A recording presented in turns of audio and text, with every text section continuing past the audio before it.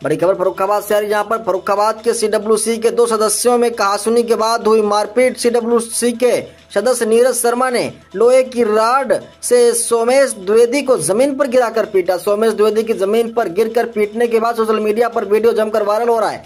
घायल अवस्था में सीडब्ल्यूसी के सदस्य सोमेश द्विवेदी को जिला अस्पताल लोहिया में भर्ती करा दिया गया है। कोतवाली फतेहगढ़ क्षेत्र के सीडब्ल्यूसी कार्यालय का मामला।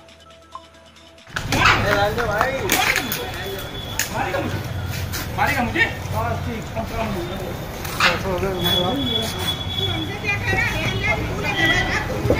ठीक।